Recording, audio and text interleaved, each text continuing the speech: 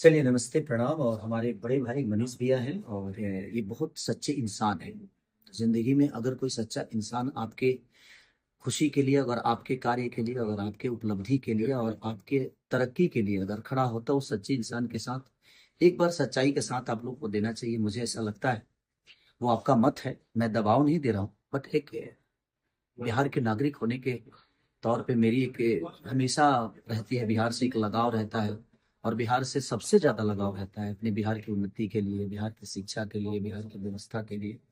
और मैं इनका फैन भी हूँ। रीजन ये है कि ये सच्चाई को हमेशा लोगों के बीच में रखते हैं और अपने बिहार के उन्नति के लिए लड़ाई करते हैं, चाहे इनके जेल भी क्यों ना जाना पड़े। बट ये बिहार की उन्नति के लिए कभी पीछे नहीं रहते। अगर कोई आपका एक ताकत बनना चाहता है, क्योंकि इनके पास अभी सिर्फ जुबान है, लेकिन वो पावर जो है वो पावर अभी इनके पास नहीं है।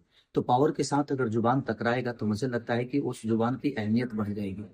और आपका विचारधारा अभी रोड पे चल रहा है, वो कल चल के संसद भवन में गूंजेगा, आपके चीजें गूंजेगी। तो मुझे लगता है कि मनीष भैया को आप लोग को ढेर सारा प्यार देना चाहिए और एक ऐसे रिकॉर्ड वोट से जिताइए कि मनीष भैया जाएं और हमारी आवाज बन के संसद भवन में उठे। और एक बात मैं कह देना चाहता हूँ, मैं छोटा भाई हूँ इनका।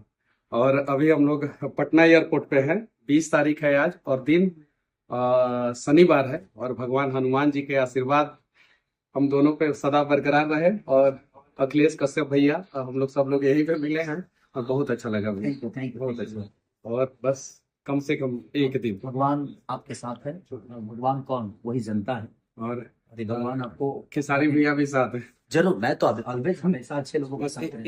एक दिन कम और से अपने कम संबंधों के लिए मैं कहीं जाता एक दिन दीजिएगा हूँ, जी। अपने संबंधों के लिए कहीं जाता ठीक है। हूँ। हैप्पी जर्नी, सही। फ्लाइट जल्दी सही हो, फिर हम मिलते हैं। ओके।